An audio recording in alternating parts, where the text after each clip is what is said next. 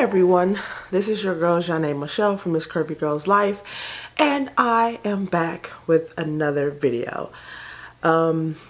This video is really impromptu. Well, first of all, thank you guys so much for joining me in today's video. For those that are new and this is your first time joining my channel, this video may be a little sad, but I have other fun, great, amazing videos that you can check out. But you may also be checking out this video because of the title, and you either wanted to find out more or perhaps you're going through something similar. So I welcome you. Thank you guys so much for joining. And for those that are my ride or die, those that have been here since day one, I love you guys. Thank you so much for supporting me. But I'm actually not going to take too much of your time. I'm going to really hop into this video and kind of just let you guys know what's going on. So if you want to find out about my infertility story, then keep watching. Okay, so I'm 40 years old. So basically 20 years ago, yeah, well, 21, I guess, when I was actually taken a little bit further, when I was 18 years old, my mom was really concerned because I actually had not started my period yet. So she had me go to the doctor. All the doctors was like, oh, she's just a late bloomer. Things will work out fine. Because if you looked at my development of my body, everything was normal, you know. My breasts developed like they were supposed to.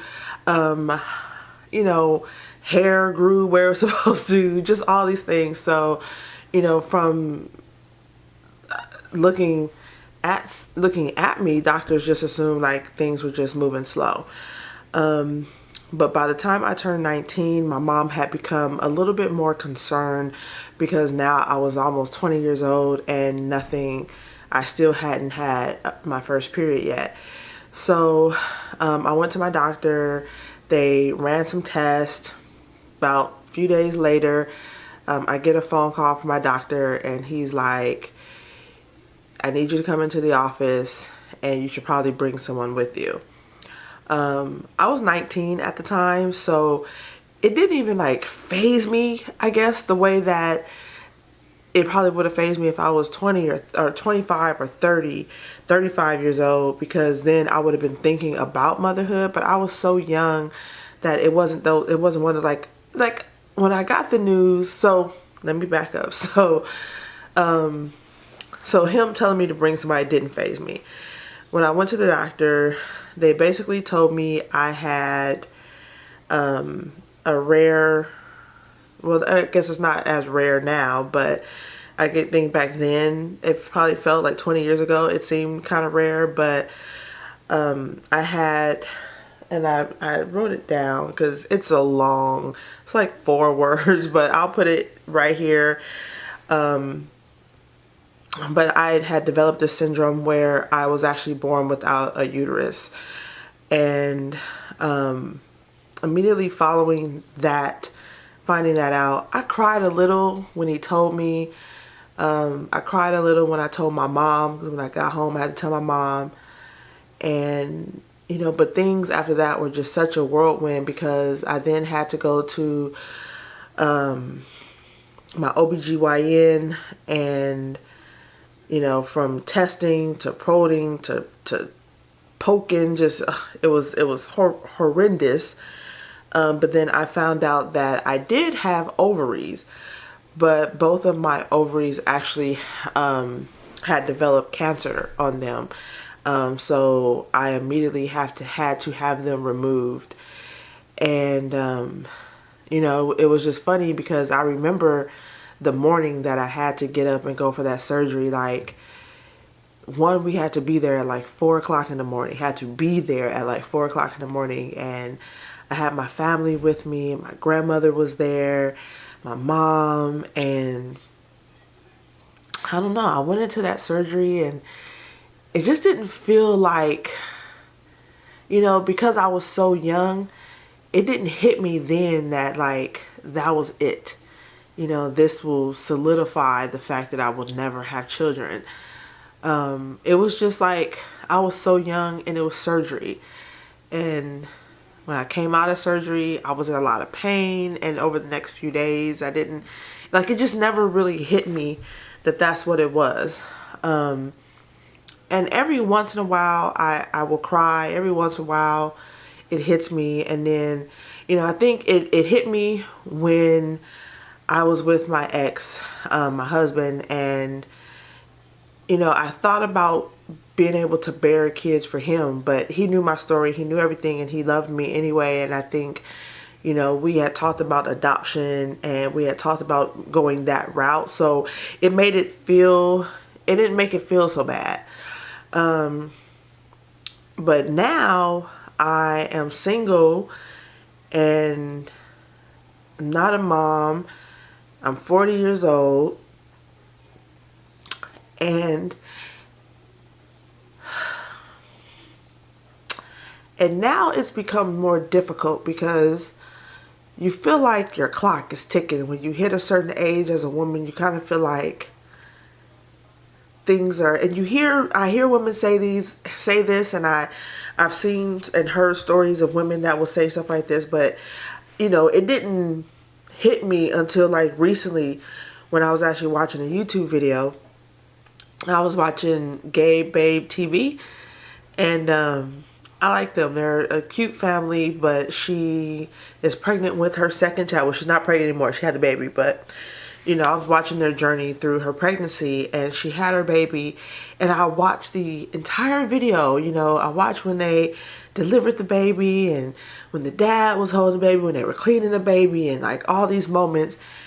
And it honestly did not hit me until they placed the baby on her chest, and the look that she gave the baby, and the baby was looking right back at her, and they were skin to skin. And that was the moment where I felt empty, because I felt like I'll never get to experience that.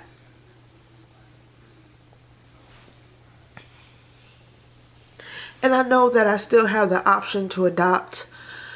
And I think it's just been made harder these last few years, being separated, getting older, was in a situation where I basically was ready to adopt. We had found an apartment that had a second bedroom. We got the house inspected. We passed inspection. We bought all the baby stuff. Like, the room was set up for a baby. And then I became separated. And then the hardest part was walking past that room every single day. Like, I literally would close the door and try not to look at it. And then finally one day, I just gave away all the stuff that was in there.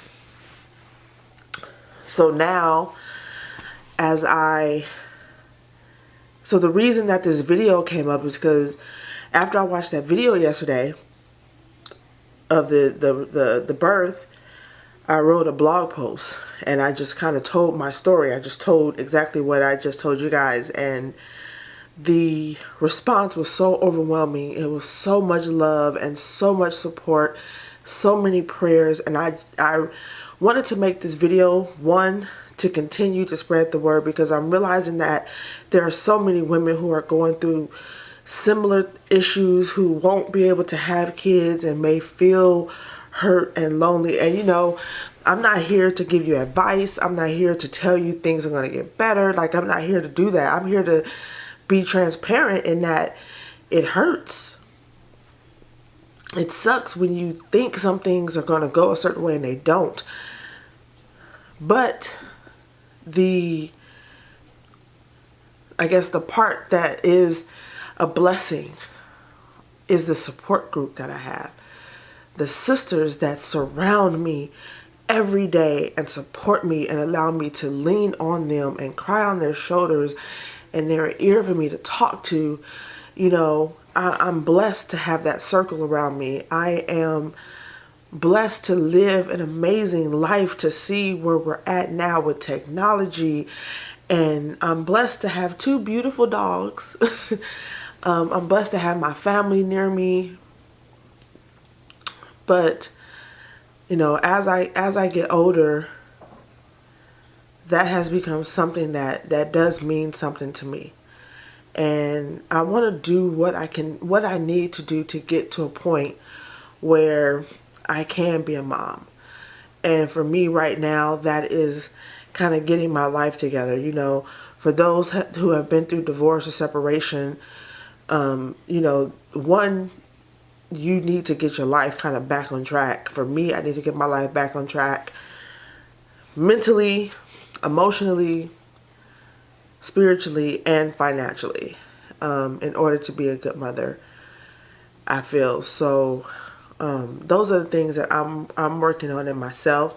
I think part of that healing process is me doing videos like this to be open and honest about what it is and how it is, and that's all I can do.